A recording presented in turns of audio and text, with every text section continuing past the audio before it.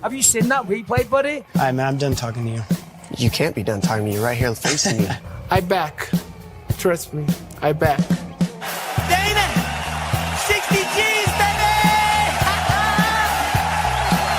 But I'm not impressed by your performance. It's normal. Come on, guys. It's normal. You'll do nothing. You'll do nothing. I'm the man of the hour, Joe. Too sweet to be sour. What you see is what you get, and what you don't is better yet.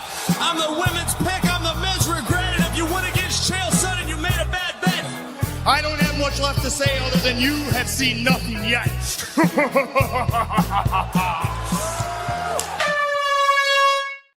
What's happening, Fat We Show fans, Fat We Show people, them? We are back with another episode of Don't Stop Shakedown, and tonight I got my little bro, the Black Panther, Terence Balelo.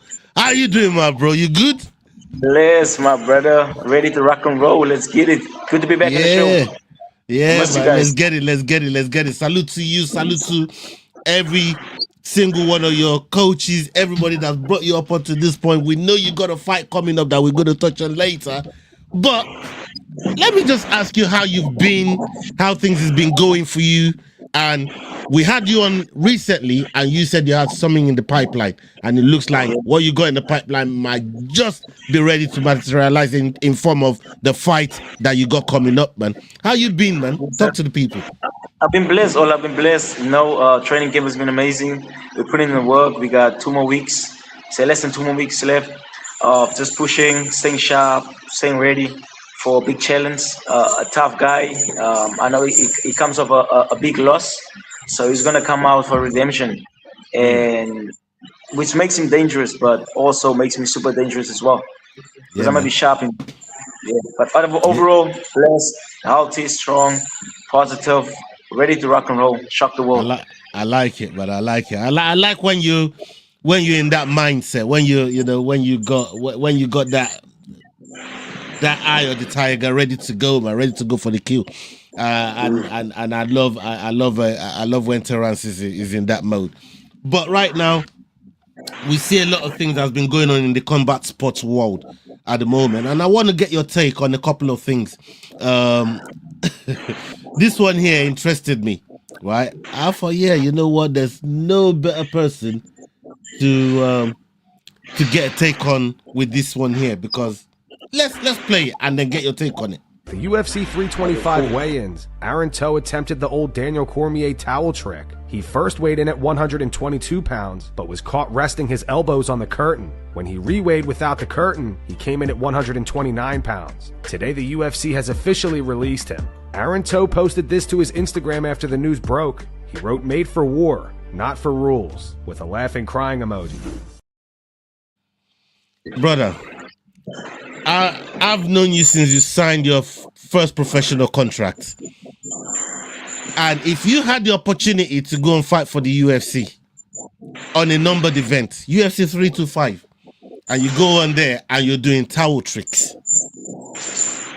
bro, like I'd be disappointed. But from a fighter's point of view and somebody that wants to get to the UFC, what do you make of how nonchalant that brother Tao was, and not even doing what's necessary to make weight? Because I know how you take making weight very, very seriously. It's super serious. It's super serious. That's the moment you get signed by the UFC, you must know that you have to have everything in order. Your dieting, your nutrition. You got to be dialed in mentally, emotionally, spiritually, because that's a huge opportunity that he just took away, not just from himself, but from me as well, as a flyweight that want to be in the UFC. So I'm sitting here watching that, and I was like, come on, bro. This is the opportunity of a lifetime, and you go out there and play with it. That's basically, that could have changed his life just performing under those bright lights in Australia. I believe it's from New Zealand, if I'm not mistaken. Yeah. He trains easy in them. So that's a big backlash for him. But yeah, in that situation, I would have just backed down and make sure I make that weight and just go out there and perform. But you never know what happened in the fight camp. He could have been sick, man. Could have been going through some stuff. But at the end of the day, when you sign the fight, you go out there, make the weight first. That's the biggest fight. Make that weight first. So I feel for him, man. but at the same time, I'm like, I mean, the reason why it's hard for me to feel for him is the actual comments that he made in that video, that I'm made for fighting, not for rules. Like the rules comes with the fighting. You don't go into fighting without the rules. That's why the referee is there. That's why all the rules that you have to, the stuff that you have to do to get into the cage, which is cutting weight, doing media. There's a lot of rules that you guys have to deal with before even performing inside the cage, right? So it's true, because he knows for a fact that once he signed with the UFC, as rules, even when he fought outside of the UFC as a professional, you gotta make weight. You cannot go in there and not make weight. And think it's just okay, it's just another thing, bro. You just lost the biggest opportunity of your life as a fighter. It could change your life. Just being in the UFC changes anyone's life. You get more sponsorships, you get more brand deals. You can become a huge superstar. UFC will back you if you're very vocal on the mic, if you're an entertainer.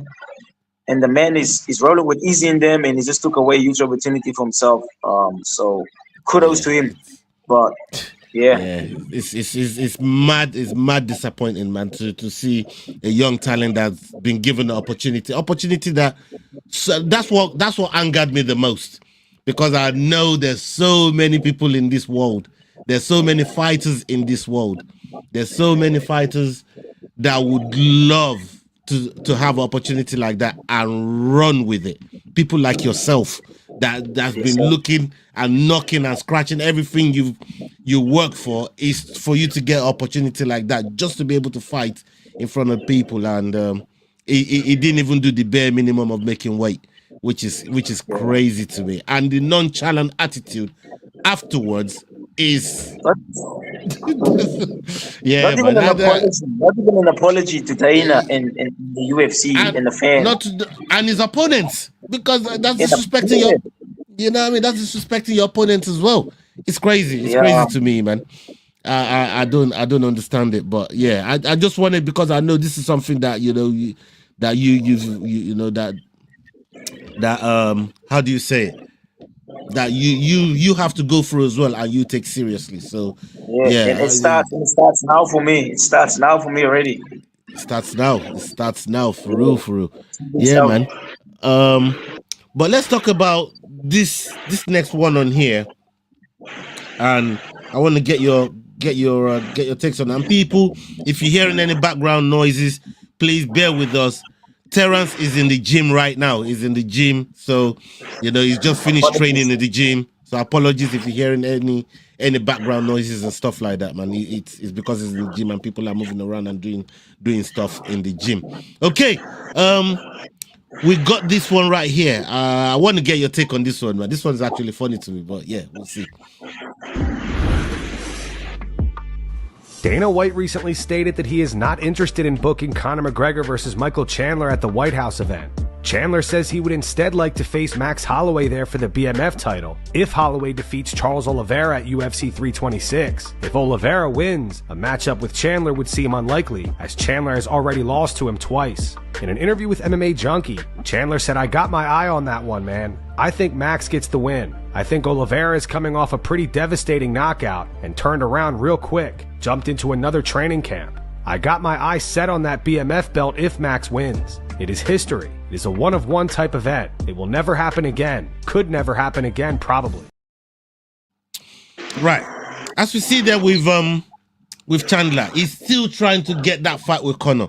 We've been waiting forever for this fight. We don't even think that fight was hard. Dana's even tired of bringing this fight up. So he's now turned his attention to Max Holloway now, because he's already lost to Oliveira. How viable do you think he gets a chance to fight somebody like Max Holloway if Max Holloway is able to defeat Oliveira? I think Chandler should actually get back into the winning column. no this. Chandler's in UFC. He has more followers than me. Everyone knows him. In order for him to get a title shot, basically BMF title shot against Max, he's got to win at least 1 or 2 fights, big ones. And for him saying that Charles came up a knockout loss, Charles turned around quickly. He lost against Ilya, but he beat Cameron. Cameron's a good fighter, high level. Yeah. High level. And Charles just ran him over within 2 rounds. So I think Chandler should actually maybe get a fight Hooker, fight Dan Hooker. Hooker called you out. So I think that fight makes sense now for him to get back in the win column, beat Hooker maybe again, and then maybe call out Max Holloway. Because after this fight, I think if Max wins, I love Max, I love Charles. It's really a coin flip for me. But if Max wins, you never know. Max might be knocking on the door for that undisputed belt. You never know after Chandler and Ilya sorts things out. If Charles wins, Charles might call out the champ as well at that time. So it's a difficult situation right now. But I think it's a fun fight, fan-friendly one, and I'm excited for that fight next against Charles. They both in the prime. They both fathers. They're ready to rock and roll. So yeah, I'm excited for that one. Yeah, man, I'm looking forward to it as well, man. We've got this next one here, and this one here. Yeah, I'm just gonna play it. I hear your take on this one here, but this was fun. Keep them coming. Daniel Cormier advises Justin Gaethje to not play the Max Holloway point-down game with Ilia Topuria. Is there going to be a situation where they come to the center ring like Gaethje and Holloway and just throw levers? Let's go. Justin Gaethje is my friend. I'm gonna tell him don't do that with Ilia Topuria, man. You can't do that with him. Yeah. He hit so hard. When him and Charles Oliveira were fighting, Yeah. by the time Charles Oliveira hit the ground, he was already sleeping, man. So Ilia hit him 2 to 3 times on the way down. So like before he even hit the ground, Ilia hit him with the right hand. By the time Charles is like knocked out and falling backwards, Ilia done hit him with an uppercut. He hit him with another right hand, and then some guys actually, you fall down, they do like that. The referee like, hey man, it's over. Ilia jump on you. He hit you with a couple. DC also spoke about the time Conor McGregor called him a ghetto hillbilly years ago. He says he actually wanted to slap Conor. You called Dustin a hillbilly. Dustin and I are from the same hometown. Does that make me a hillbilly? Conor, listen, before you answer this, you remember how much bigger I am than you. You're a ghetto hillbilly, I call you. I said, oh my God. Wow. I wanted to slap him. I know you wanted to But go, he was small, right? I can't get him. He a 45-pounder. I'm a heavyweight. Yeah. I wanted to slap him, man. Wow. He said, you a ghetto hillbilly. That was the one. I want to slap him. That hit home right there. Because I am from the ghetto, too. I was like, oh, I know. And you from Louisiana. It don't matter. I was like, man, no matter how many. Oh, this is funny, man. But we got two categories of clips right there. As a fighter yourself, when you get to the end of a round or near the end of a fight, we see Max Holloway do it with Justin. We see Max, and they say, "Yeah, last 10 seconds, let's throw it down." Have you done that in training before? Let me ask. Is this something you've done in training before? I actually went into that mode when we did Shark Tank about 2 weeks ago, and I got into that mode where I was like, "Let's go, mano." I just had to let's go, and I just had to step in with my training partner, and both of you just threw lever for what? Just lever. I think it's when you like in that mode, when you just in that mode, you're just in there, you're dead tired, and you're like, okay, we got 10 seconds left. The session for the day is done after this 10 seconds, so let's scrap. Let's see what you got, mano and mano. Unbelievable. Yeah. Unbelievable. I might do it in a fight one day. Oh my God. You're going to give me a fucking heart attack, man. Right, check this. Let me tell you, do you think, because like DC was just saying about Justin there, he said Justin's my friend. So he's saying this from a place of love and looking out for Justin. Do you think he's giving him a good advice in terms of maybe you can do that Emmanuel shit, but you got to do it with the right person as well? And Ilya in the one. Ilya is not the one to do that with. Ilya sharp. Ilya is one of the sharpest boxers in the UFC, especially close range. He's short, stocky. He can get in there with that body shots, uppercuts. Might end it with a hook as well. But I think that's good advice from DC. And I think Gaethje won't do it again because he saw what happened in the next fight. So I think Gaethje won't do it. Gaethje going to be, if they have to, Ilya has to fight this year, I think Gaethje will come up more smarter. He won't do the point down thing, and I think it's a scrappy fight. It's a real scrappy fight. I'm excited for that one as well, but I won't play that point down with Ilya if I was Gaethje as well. Yeah, man, because look, Ilya is one of those guys. For me, it carries a boatload of power. He doesn't telegraph.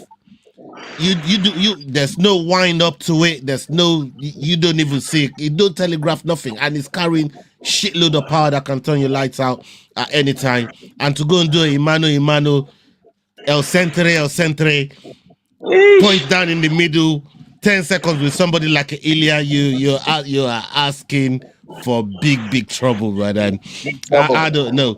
But what did you make of Conor? Because I know how much you love Conor. Conor, being one of your inspirations into the sport. What do you think of him calling DC a ghetto hillbilly? Stand your base. I think it was just a little bit of banter. I feel like DC had to knew like Conor's gonna come back with a good counter. Yeah, you can't ask Conor a question like that. He's gonna come back with a good one. So I think it was just all banter. It was just all laughter. Yeah. And I don't think DC would have slept him. I don't think so. It was just more banter, having a laugh. Because Conor is very he's just a smooth guy. You can't trash talk with Conor. He's gonna have counters coming at you. He's like Chael Sonnen. Quick, fast, bro. Yeah, man. He's really good when it comes to those stuff, man. Absolutely brilliant when it comes to those stuff. And even you yourself on the mic, though, you're not bad, man. You're not bad on the mic, man. You know what I mean? I see you working on it, but you're not bad on the mic. You're not bad on the mic, man. You know what I mean? Especially on your post-fight promo, man. We love to see those. There's another one here, last one here before we talk about your fight, and then we're gonna get your take on the fight here. But this one here is actually a funny one as well. But let's get your take on this one. Let's go. Khabib Nurmagomedov still hasn't unblocked Rampage Jackson on social media. In an interview last night, Rampage said Khabib still hasn't unblocked me. Honestly, I would block me too. I say some crazy stuff on social media. Khabib is very religious, and I'm probably not the type of person he should be following or looking at my content, so I'm not mad at him about it. I just thought it was weird because I never said anything about him before he blocked me. Now, Rampage said he's not sure of the exact reason why Khabib blocked him, but when he appeared on Matan's podcast last year, here's what he had to say. Khabib blocked me on Instagram years ago before I even met him, so I don't see him doing any business with me. Why did he do that? I have no idea. I never said. Maybe because of my personality, because I say some stuff and he's very religious. Did you call him any slurs or something? I think I probably pronounced his name wrong. How did you pronounce his last name? I think I pronounced him Khabib Runoff. I think that's why he blocked you. Do you think so? That would be my... Rampage, man. Look, I love Rampage. Rampage was one of my favorite fighters coming up. You know what I mean? It's crazy shit. In the Ultimate Fighter. The journeys and the wars we had with Rashad Evans. Rampage was one of the baddest guys to step in the cage. But going to Habib, and he said he called him Habib Runoff. You can't do that. You can't say stuff like that and think Khabib is not gonna block you. My man is locked in. Khabib is he's a strict guy. He's focused. He's gonna block you. Yeah, he's gonna block your ass. He don't care. You know, and we know Rampage is a very, very playful guy. So he's a streamer nowadays. He does loads of streaming, and a lot of the crazy shit that he does in streaming, it's probably good that Khabib blocks him, because Rampage does some wild shit on the internet. Some wild shit on the internet. It's not even stuff I can talk about on here without getting demonetized and stuff like that. But like, it's crazy what Rampage be doing on the streams. But look, big up to Rampage for what he done in the sport. Khabib as well for what he done in the sport. But like you said, Khabib is so serious that, you know, you can't call him, because these people don't appreciate their names being made a mockery of, or making a joke out of their names, or even swearing at them, or things like that. You know what I mean? If you say motherfucker to them, they take it literally like you're saying they sleep with their mom, rather than what the term actually means. You know, they take everything. Boys will rip their head off. You know what I'm trying to say? They take that shit seriously, like seriously. So fair play to Khabib for not you know, letting Rampage play with his name like that, man. You know what I mean? So brother, you have a fight coming up. I'm gonna put the banner up here, and everybody can see we got Kleber Sinsusu there. Terence is gonna be squaring up with him in the cage, and this time is the EFC Legacy Series.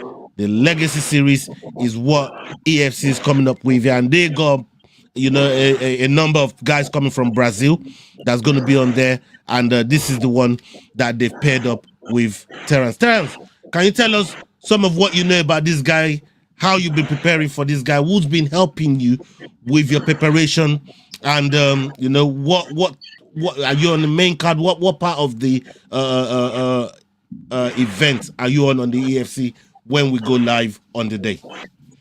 Yeah, so obviously EFC called me, like, I think it was last year, November. I was actually scheduled, not scheduled, but I was actually getting ready for a fight. I was getting ready for a fight, and I got an offer overseas, and I was trying to train for that one for January, and EFC came with this opportunity. I was like, Cape Town, Grand West, say less, let's do it. And obviously they said they're going to look for opponents overseas, and they got Cleverson in December. They told me, like, it might be Cleverson. So I was like, oh, cool. He comes off a devastated loss against Willie at EFC 123 when we fought the Brazilians. He fought against Willie van Rooyen. So so I knew it's a tough challenge, because men's coming off a knockout loss like that, you really just want to redeem yourself, you know. You want to come back to South Africa, come back to UFC, show them, like, listen, I'm about that life.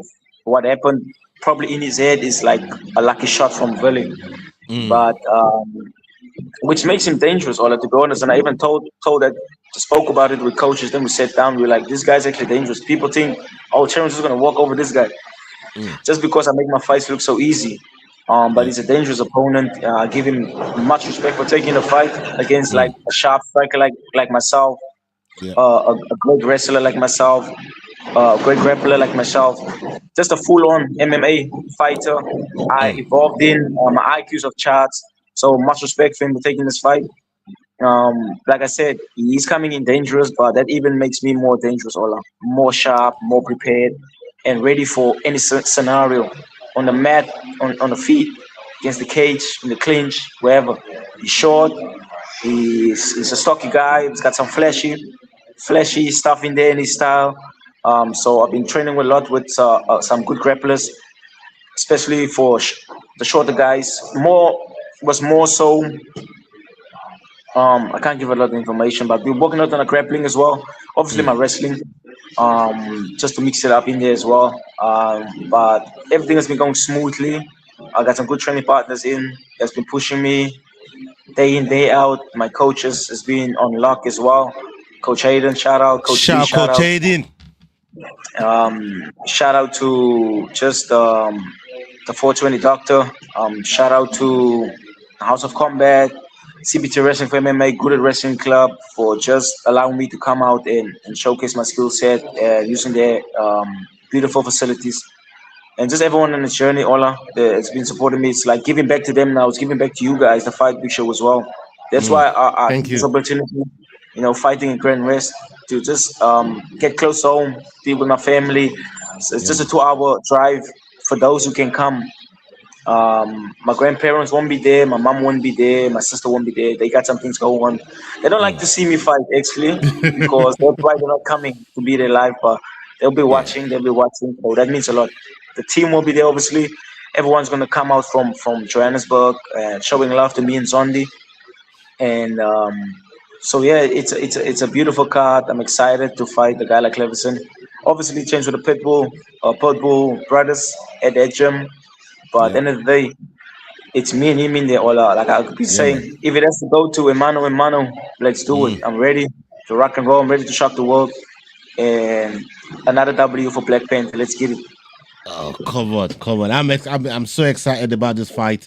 We've been waiting for a while to see you compete in the Hex again, and it'll be nice to see you back in the X, because when the X is one of the places where we see you come alive, where we see you, just be yourself and express yourself in the true, being a true mixed martial arts that you are. How can people support your journey? How can people help you out? How can people really follow what you're doing? Where do you want people to come and find you and support what you do? For those that don't know.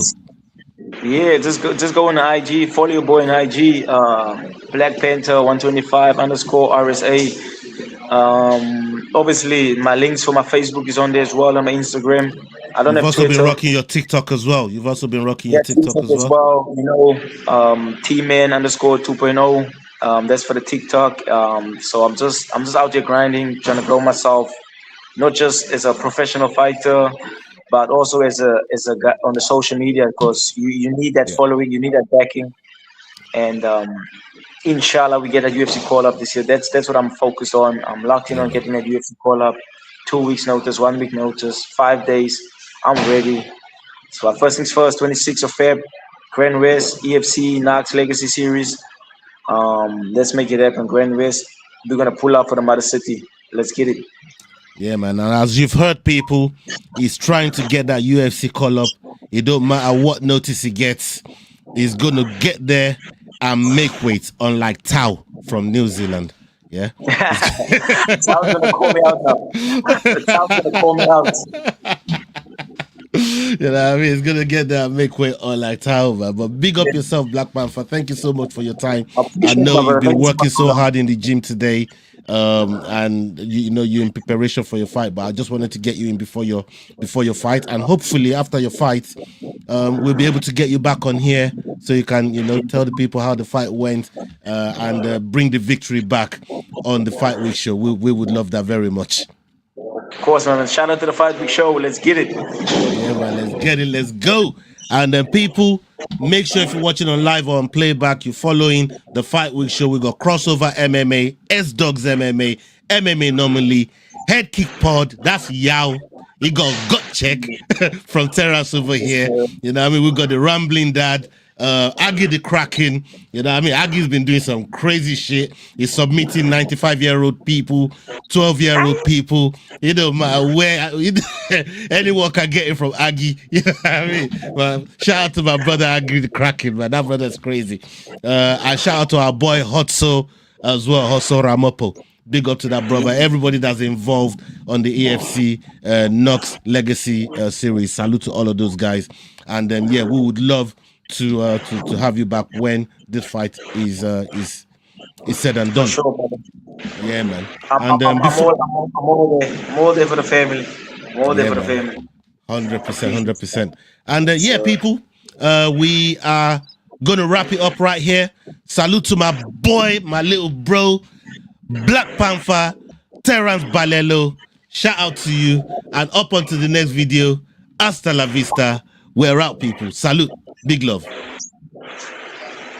Hey guys, this is John Anik from the UFC. You're watching the Fight Week Show. Please subscribe. Not now, but right now. Subscribe to the Fight Week Show. We'll see you guys on the road soon.